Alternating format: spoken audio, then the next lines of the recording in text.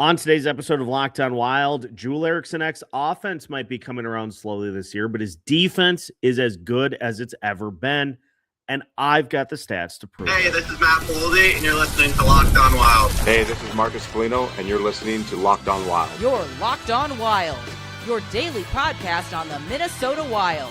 Part of the Locked On Podcast Network, your team every day. Hello, I'm Seth Toupal. Welcome to Locked On Wild, part of the Locked On Podcast Network, now the number one sports podcast network. Locked On Wild is your daily Minnesota Wild podcast. We are your team each and every day, and we thank you for making Locked On Wild your first listen each and every day as well. Make sure you subscribe on all of your favorite audio platforms and follow us on YouTube so you don't miss out on any new episodes throughout the week. Today's episode of Locked On Wild is brought to you by FanDuel. If you want to be right in the middle of the action this season, visit FanDuel.com and place your NFL live bets all season long. On today's episode of Locked On Wild, we take a deep dive into Joel Eriksson Ek's 2025-2026 season. We'll look at why his defensive numbers are as good, if not better, than they've ever been throughout his career. We'll take a look at why the offensive numbers haven't come around just yet and why Joel Eriksson Ek is contributing more than he ever has in one key area, faceoffs. My name is Seth Toupal, host of Locked On Wild, credentialed media member. I've covered the Minnesota Wild for the last 5 seasons. And we haven't talked about Joel Eriksson Ek forever. So I wanted to do a deep dive because Eriksson Ek has had an interesting season, to say the least. The offensive numbers have been a little down compared to where they have previously been, but he's played every game so far this year, and his contributions on the defensive side of the puck are as good, if not better, than they've ever been throughout his career. I want to start on the offensive side because it just, 5 goals through the first 30 games of the season. He's got 19 points through the first 30 games. And if you extrapolate out kind of where he's at this point, his adjusted stats for the entire season have him finishing with 14 goals and 52 points. Which, if you look at what he did last year he had 14 goals in 46 games. So it kind of looks like he was back to where he had previously been. A 30-goal scorer in 2023-2024, 22 the year before that, 25, 29. He has been a guy that's routinely been, in the 20s as far as goals scored go. For the last 4 seasons before this last season, 2024-2025. So I wanted to try to kind of figure out why the numbers are down the way that they are. Well, number one, through the first 30 games of the season, he has 90 shots on goal in 147 shot attempts. Last season, in 46 games, Eriksson Ek had 140 shots on goal and 217 shot attempts. He shot 10% in those 140 shots on goal. If you take a look, it's pretty easy math. 90 shots on goal in 3 games, that's 3 per game. Pretty easy math. And so in the next 16 games, if you go ahead and take on goal per game over the next 16 games to try to get to that 46 from last year, that would get him to 48 and would put him at 138 shots on goal, which is fewer than he had last season. In 2023-2024, when he scored 30 goals, he had 267 shots on goal, 247 the year before that when he scored 23 goals, 223 in 2021, 2022, when he had 26. So he's shooting less frequently. Now, if you extrapolate 3 shots on goal per game over the full 82 game season, that gets you to 246, which would actually put him right in line with the last few seasons. So the volume is still there for the most part. The accuracy just has not been so far. If you look at the Minnesota Wild as a team, courtesy of moneypuck.com, as far as expected goals go, Joel Eriksson Ek is third on the team with 8.4 expected goals. He has 5 total on the season. As far as some of the other numbers, we know Joel Eriksson Ek to be a good presence in front of the net. So how is he doing as far as the high danger attempts that he has previously had throughout the course of the season? Well, the high danger attempts are a little down compared to where he has previously been. He has 9 in 30 games so far this year. He had 18 in 46 games last year. So he's below that pace, at least through the first 46 games of the season.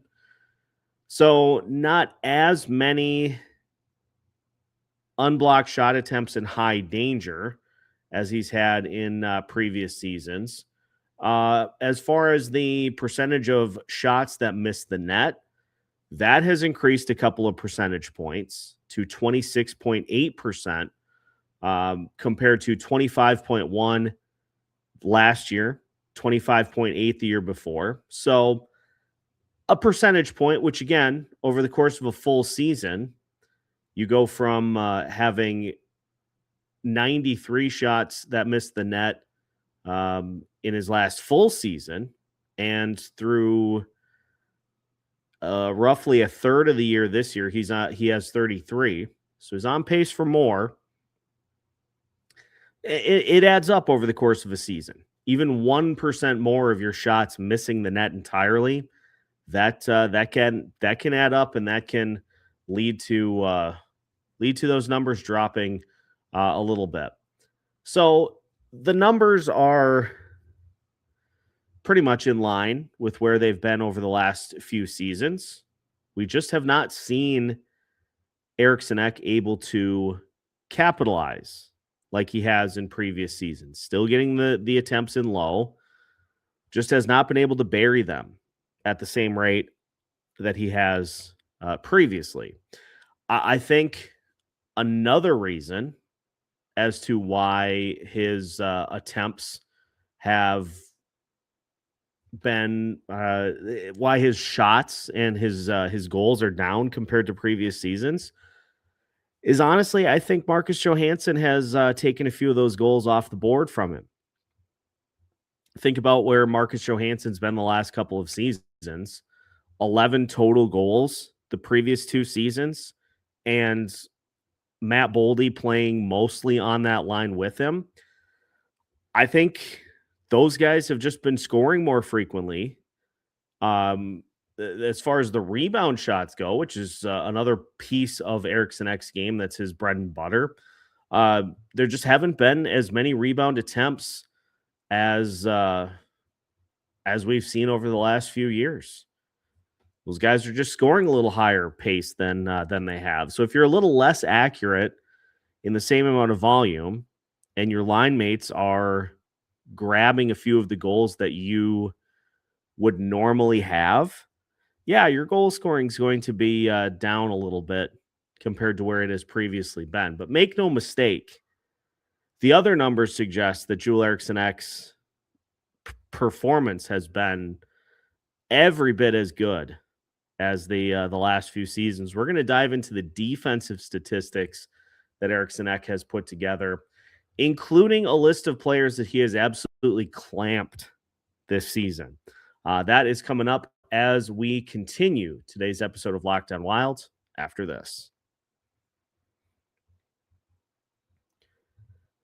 Today's episode of Locked On Wild is brought to you by Monarch.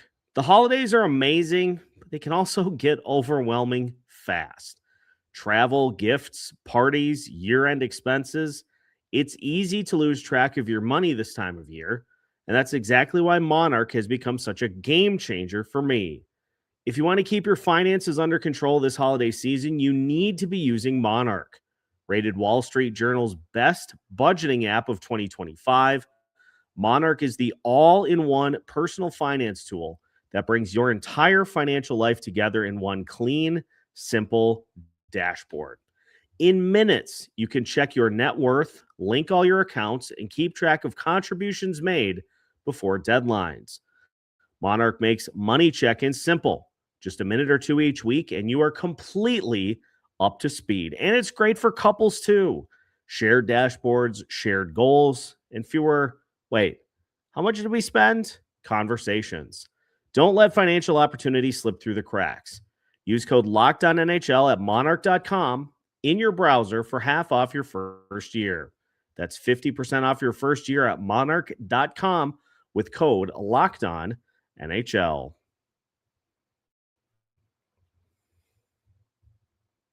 Welcome back to today's episode of Locked On Wild. Once again, we thank you for making Locked On Wild your first listen each and every day, and for making Locked On the #1 sports podcast network.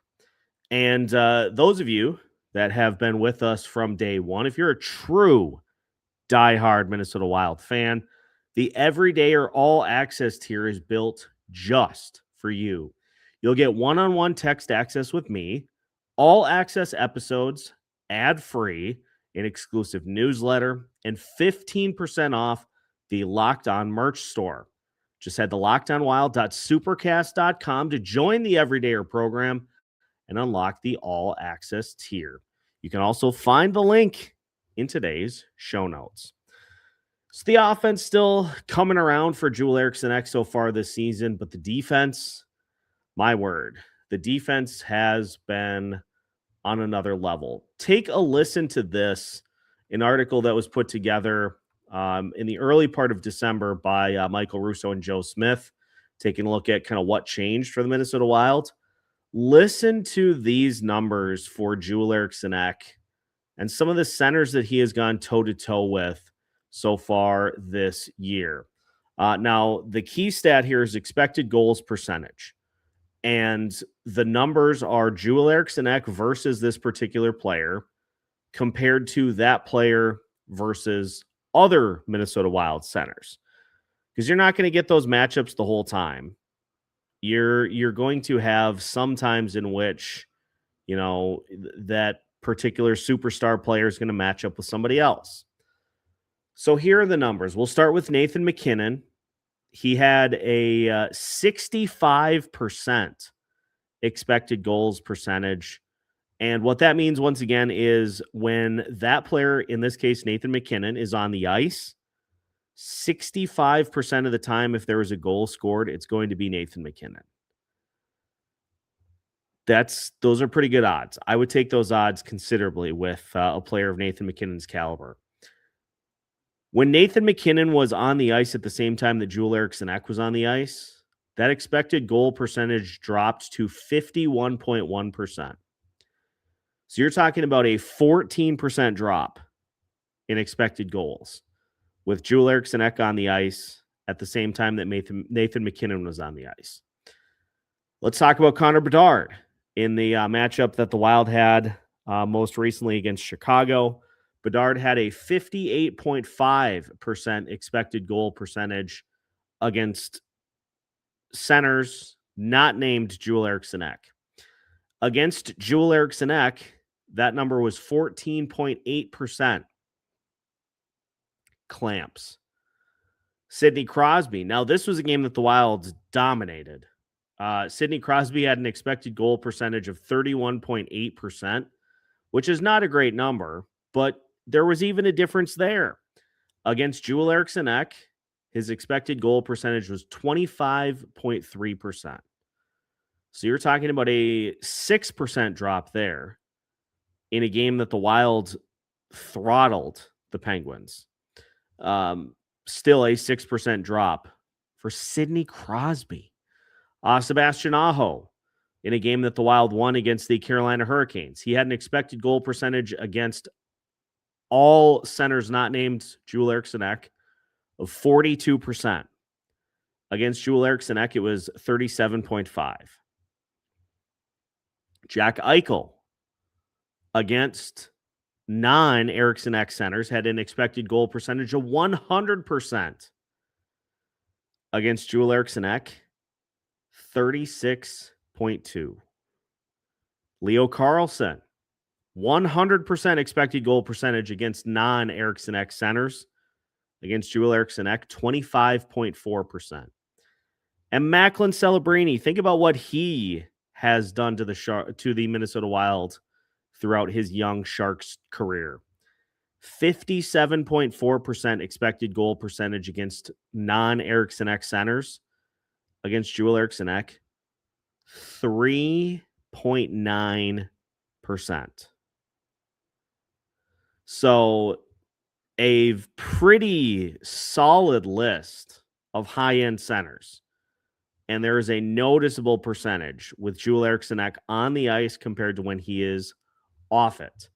But that is just one side of the coin. If you look at some of Joel Eriksson Ek's peripheral numbers from a defensive perspective, an on-ice goals against of 2.4 per 60 minutes, which is the best number that Joel Eriksson Ek has had in a season since 2017-2018 when he was a 21-year-old. 2.4 goals against per 60 with Eriksson Ek on the ice. And that is amongst the best.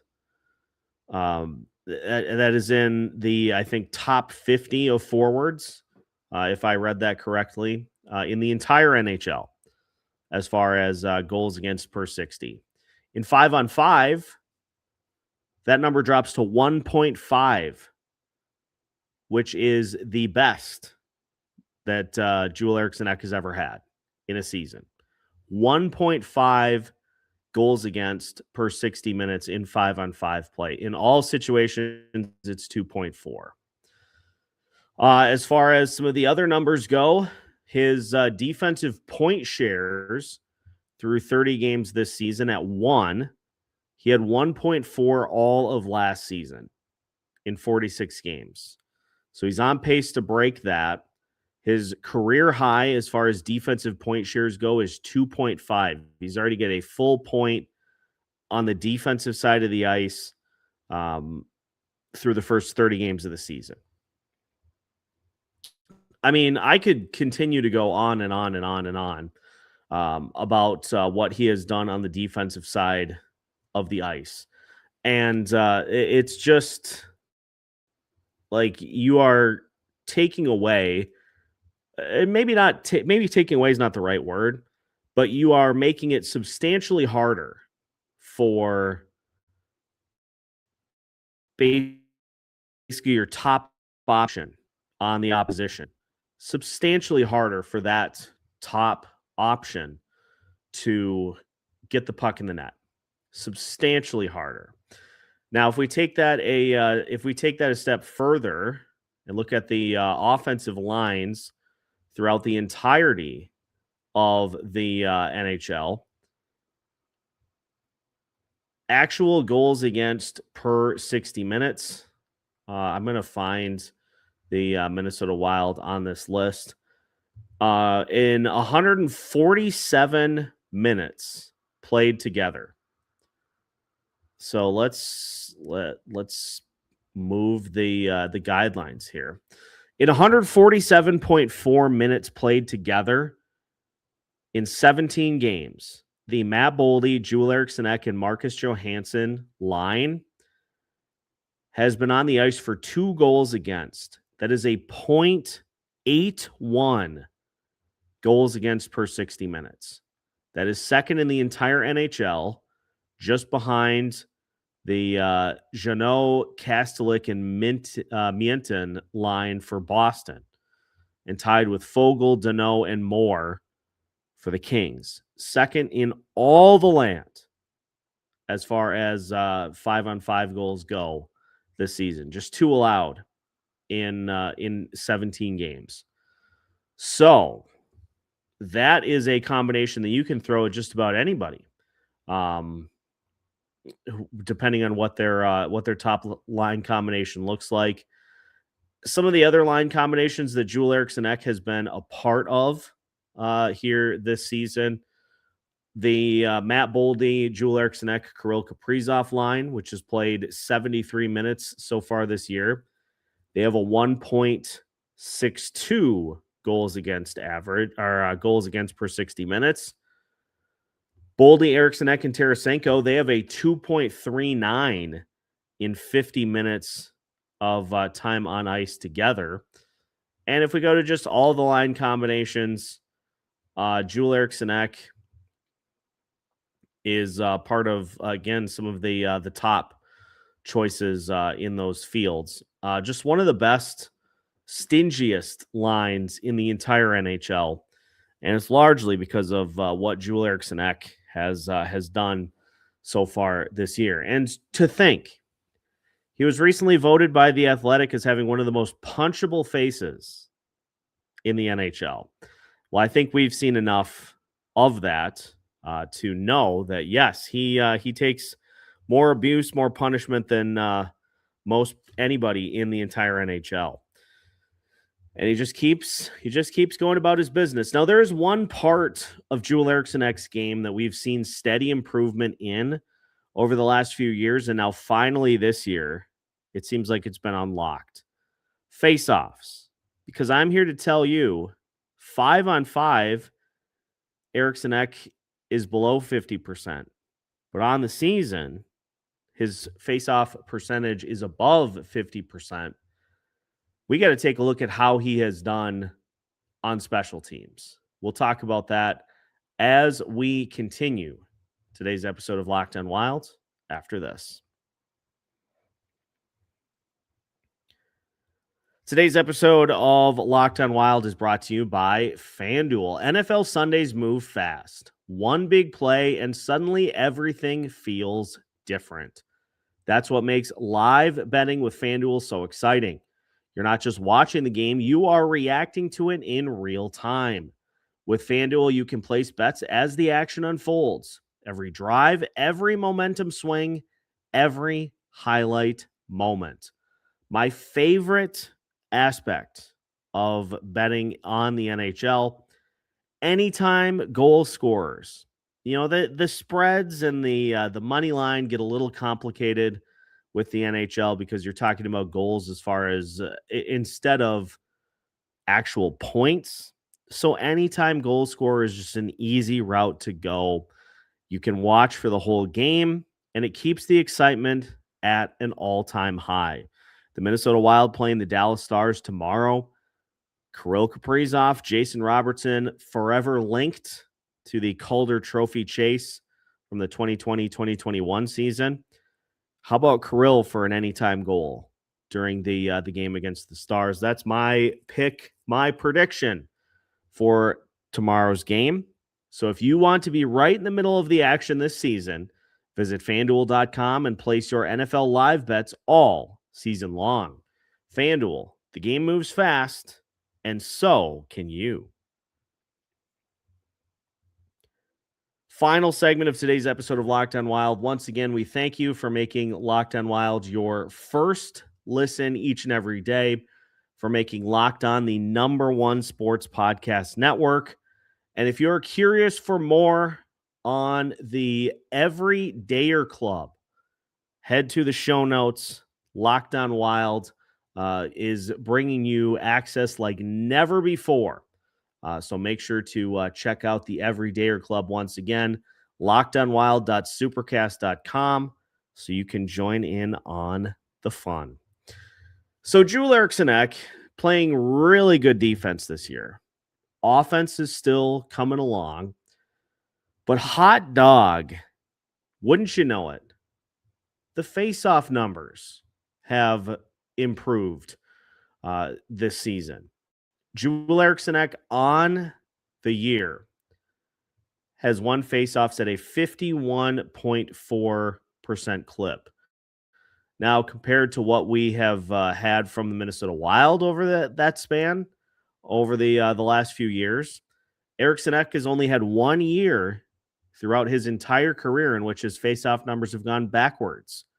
And that was his injury-shortened season last year, in which he dropped to 47.1% in all situations. This year in all situations, he's at 51.4. He's taking a million faceoffs like he has pretty much every season, especially since John Hines took over as head coach. There's no situation that Hines is afraid to use Eriksson Ek in. He has won double the faceoffs that the next closest person has, which is Ryan Hartman with 137 faceoff wins. Eriksson Ek is at 326.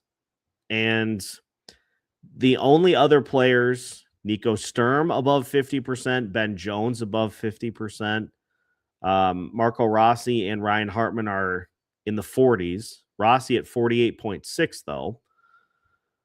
So Joel Eriksson Ek has been winning faceoffs at a reputable clip this season.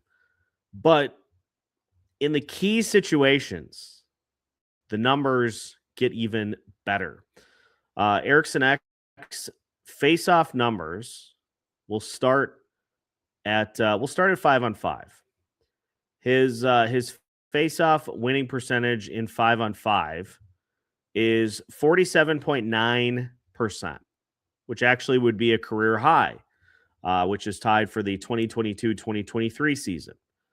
He's been at 47.7 2 out of the last 3 years, and now 47.9 this year. Joel Eriksson Ek's faceoff percentage on the power play is 56% this year. 70 faceoff wins on the power play, 55 losses. 56%. That's the highest mark he's had since 2023-2024, when he won 60 of them and took, 340 attempts. But how about on the penalty kill? It's been a stark difference for Joel Eriksson Ek this season compared to where he's been at throughout the rest of his career. Joel Eriksson Ek is winning faceoffs at a 58.5% clip when the Wild are shorthanded. That has shattered his previous career high, which was 43.1% back in 2022-2023. Last year, he was at 35.3. The year before that, he was at 39.8. Now, he's taking fewer attempts, and this is, I think, another piece as to why the Wild penalty kill has been better. They've been far less challenged, far less tested in those situations than in previous years. But still, 58.5% in the faceoff dot on the penalty kill is a career high for Joel Eriksson Ek. Now, if we look at other situations, 5-on-5 in close games, Joel Eriksson Ek is at 47.4% in the faceoff circle. When the game is tied in 5-on-5 play, Joel Eriksson Ek is at 51.3%. And when the Wild are even strength, which includes 5-on-5, but it includes 4-on-4 and others, career high 48.7% on the dot. So I think the improvement in special teams is the most impressive to me, because over the last few seasons, for those that have paid close attention to this mark, the Wild have, it seems like they can't buy a faceoff win to save their lives. And now this year, they've been able to, which is why the penalty kill has climbed back over 80% for the first time in 2 seasons. And the only time that they've done that in the last 5. So Eriksson Ek has made his presence felt in the dot. He's made his presence felt on defense. And honestly, I think the offense will come around. I think he's still showing his value, just in a different way this year than he has in previous years. I still think Marcus Johansson has a little something to say about that. As far as Joel Eriksson Ek goes, the numbers as good as they've been ever defensively. Will it translate to Joel Eriksson Ek winning the Selke Trophy? Now, that is an interesting conversation to be had. Eriksson Ek finished 24th in last year's voting for the Selke, which is given to the top defensive forward in the league. Now, taking into consideration the names that were on the list last year, Alexander Barkov won the thing last year. He has missed quite a bit of the season for the Florida Panthers so far this year. Joel Eriksson Ek got one third-place vote and one fourth-place vote. Could this be the year that he gets back into the top 10? I mean, after 24th last year, he was in the top 10 as far as Selke voting goes for 4 straight seasons. He was 4th in 2020, 2021, then 7th, then 9th, then 10th, and 24th. Maybe he gets back into the top 10 this year. It depends on health.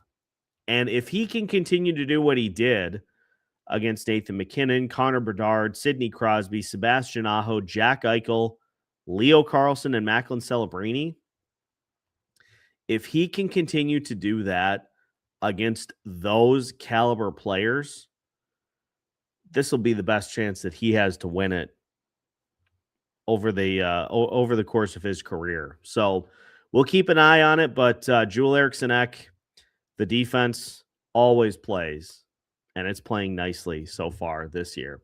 That's going to do it for today's episode of Locked on Wild. On tomorrow's show, we will take a look at a big game against Big D.